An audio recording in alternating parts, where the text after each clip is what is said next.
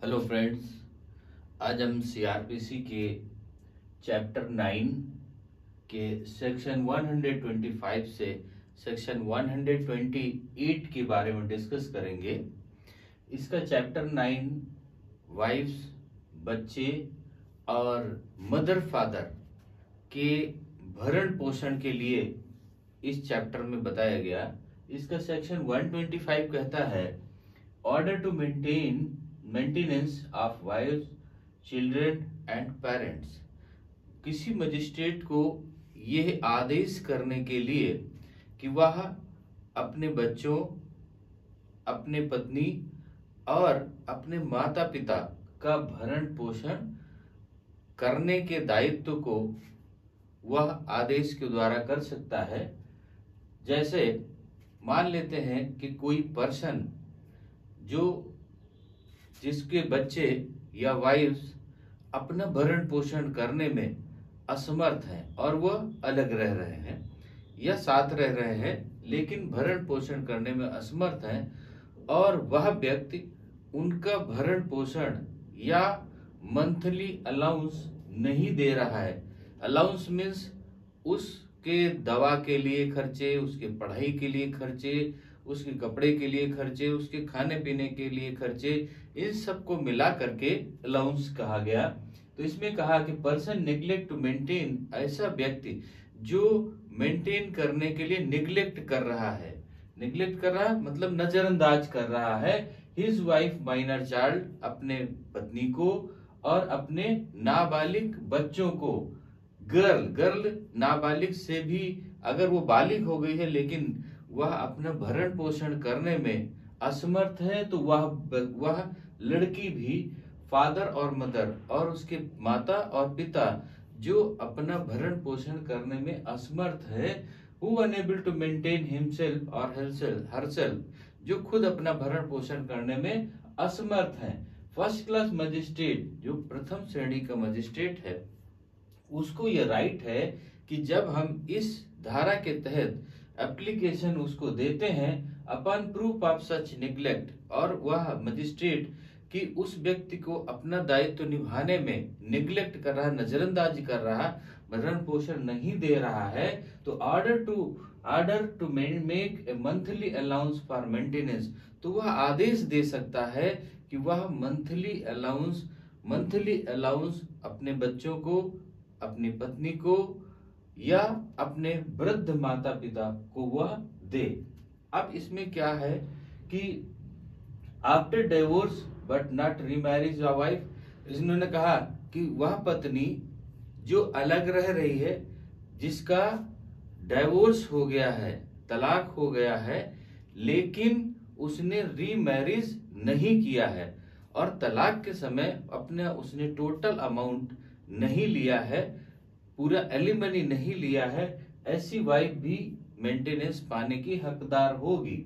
और maintenance can get from the order date, वह magistrate वो अपने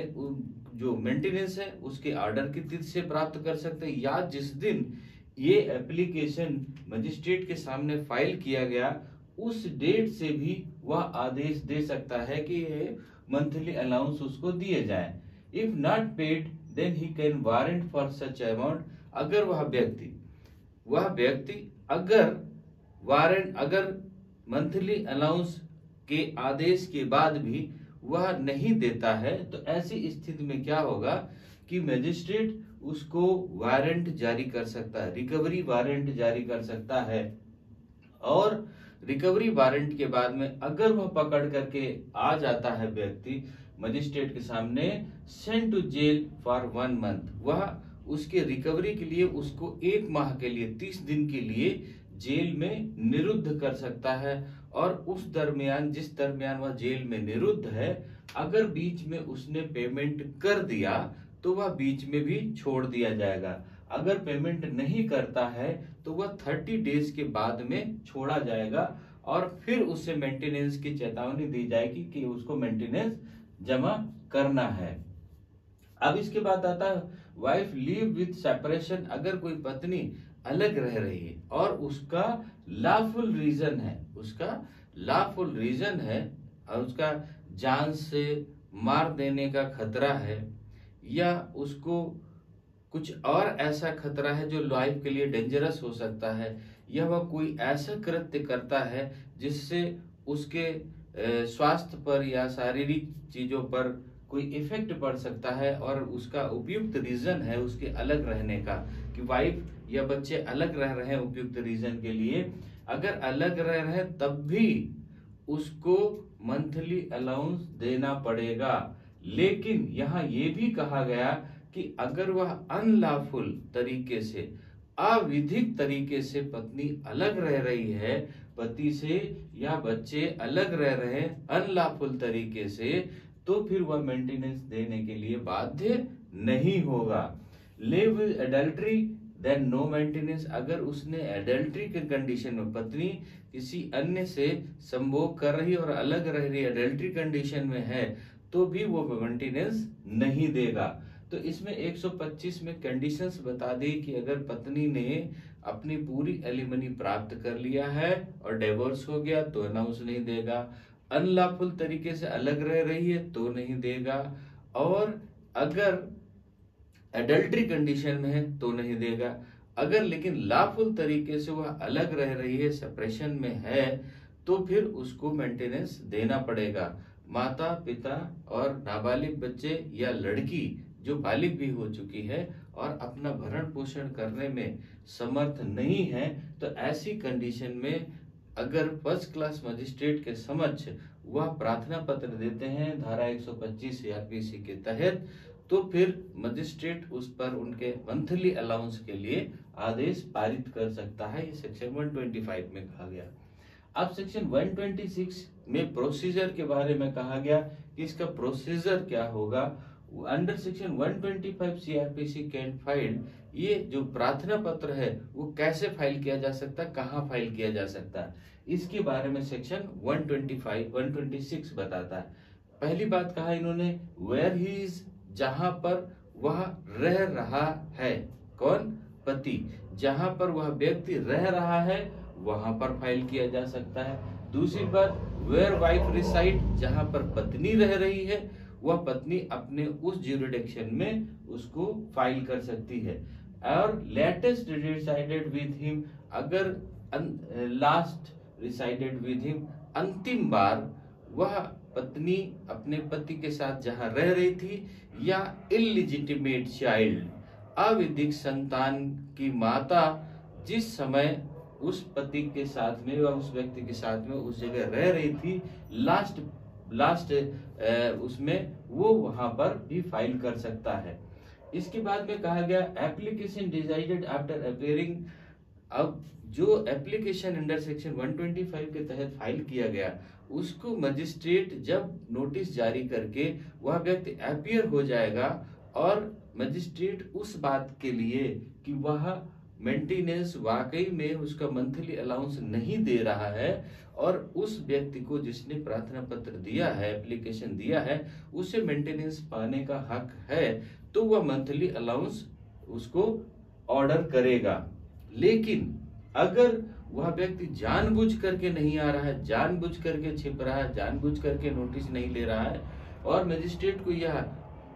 सेटिस्फेक्शन हो जाता है कि वाकई में ये व्यक्ति जानबूझ करके नोटिस नहीं ले रहा है, तो ऐसी कंडीशन में मजिस्ट्रेट उसको एक्स पार्टी भी ऑर्डर कर सकता है, एक्स पार्टी भी डिसाइड कर सकता है। ये मजिस्ट्रेट के संज्ञा उसके नॉलेज पर है कि वह वो समझ जाता है ऐसी बात की जानबूझ करके हाजिर नहीं हो रहा, तो उसको ऑर्डर कर सकता है। अब ये order magistrate give justified order, उस मजिस्ट्रेट को जस्टिफाइड ऑर्डर करना होगा, मतलब ऐसा ऑर्डर करना होगा कि जो उपयुक्त हो, जो व्यक्ति के इनकम से में दे सकने लायक हो, और जो वह व्यक्ति जिसने एप्लीकेशन दिया है उसमें उसका जो है मंथली अलाउंस में चल जाए जीवन, ऐसे उसको उपयुक्त आदेश करना चाहिए। ये सेक्शन 125 में 126 में कहा गया। अब सेक्शन 127 के बारे में आ जाते हैं। अल्टरेशन इन अलाउंसेस, जो परिवर्तन है अलाउंस में वो भी मजिस्ट्रेट कर सकता है। कैसे? On proof of A change in the circumstances then magistrate give make such alteration as he thinks fit।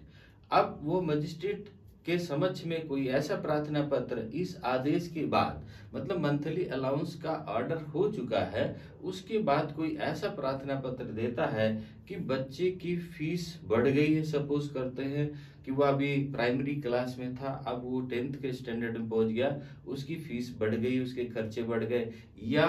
अब उसकी महंगाई है, महंगाई के हिसाब से बढ़ गया है, या उसका किराया बढ़ गया है, या व्यक्ति की इनकम, जो व्यक्ति जो ऑर्डर में मेंटेनेंस अलाउंस दे रहा था वह उसकी इनकम बढ़ गई और इसको ज्यादा देना चाहिए। ऐसी कोई उपयुक्त रीजन के तहत वो प्रार्थना पत्र अगर देता है और मजिस्ट्रेट को ये संज्ञान में प्रार्थना पत्र आने के बाद वो देखता है कि वाकई में ये कंडीशन सुइटेबल है, फिट है, तो वो उसको अल्टरेशन कर सकता है। मतलब उसके जो पहले का आदेश है उस आदेश को परिवर्तित करके वह उसके मंथली अलाउंस को बढ़ा सकता है। If wife remarriage after divorce order the maintenance refuse. अगर उसने मैरिज, अब इसमें कह दिया गया कि ये तो बढ़ा सकता है, लेकिन अगर डिवोर्स हो गया है और उसने पत्नी ने रीमैरिज कर दिया है तो जो आदेश था, कैसा पहला ऑर्डर था मंथली अलाउंस के लिए, वो मजिस्ट्रेट रिजेक्ट भी कर सकता है और बढ़ा सकता, चेंज कर सकता, तो रिजेक्ट भी कर सकता। और whole of the sum receive at the date of final order, या उसको पहले जो आदेश हुआ है, आदेश में उसने अपना संपूर्ण जो एलिमनी थी संपूर्ण जीवन के लिए जो एक मुश्त देय था वो उसने प्राप्त कर लिया। अगर उसने संपूर्ण धन प्राप्त कर लिया, जो अलाउंस है वो टोटल अमाउंट प्राप्त कर लिया ऑर्डर के बाद में, तब फिर उस आदेश को जो मंथली उसको अलाउंस देने के लिए कहा गया था वो रिजेक्ट किया जा सकता है, रिजेक्ट कर सकता है मजिस्ट्रेट। अब सेक्शन 128 कहता है enforcement of order of maintenance. Maintenance का इन्फोर्समेंट ऑर्डर का कैसे किया जाएगा कि उस ऑर्डर की एक प्रति जो मजिस्ट्रेट ने फाइनल ऑर्डर किया है उस ऑर्डर की एक प्रति उस व्यक्ति को मुफ्त में दी जाएगी। मुफ्त में दी जाएगी इट मीन्स जिसके जैसे हस्बैंड है, हस्बैंड के खिलाफ में ऑर्डर हुआ कि आपको मेंटेनेंस का इसको देना है या इतना अलाउंस देना है या एक मंथ एक मुश्त में इतना एलिमनी देना है, तो वो आदेश जो उसके खिलाफ में किया गया उसको देने के लिए आदेशित किया गया, तो उस व्यक्ति को वह आदेश एक की एक प्रति न्यायालय मुफ्त में देगा। तो इसमें सेक्शन 1 से चैप्टर 9 में जो ये चीजें थी कि वाइफ उसकी या उसके नाबालिग बच्चे या उसकी लड़की जो बालिग भी हो चुकी लेकिन मेंटेनेंस पूरा करने में असक्षम है, या उसके माता पिता जो वृद्ध है और अपना भरण पोषण करने में असमर्थ है, उनको प्रथम श्रेणी के मजिस्ट्रेट के समक्ष यदि प्रार्थना पत्र दिया जाता है तो उनके मंथली अलाउंस के लिए या एक मुश्त एलिमनी के लिए इसमें प्रावधान किया गया है 125 के तहत प्रार्थना पत्र देने, ऑर्डर करने, और 126 के तहत कहाँ फाइल किया जाएगा, किस ढंग से फाइल किया जाएगा, और 127 में कि उसका अल्टरेशन उसका चेंज कर सकता है, आदेश को बढ़ा सकता है, मंथली अलाउंस को घटा सकता है, मंथली अलाउंस को खत्म कर सकता है उसको, इसके बारे में कहा गया। और 128 में कहा गया उसकी एक प्रति दी जाएगी। तो बहुत ही इजी सेक्शन थे। अब चैप्टर 10 से और सेक्शन 129 से हम नेक्स्ट पार्ट में मिलते हैं। ओके, थैंक यू, जय हिंद।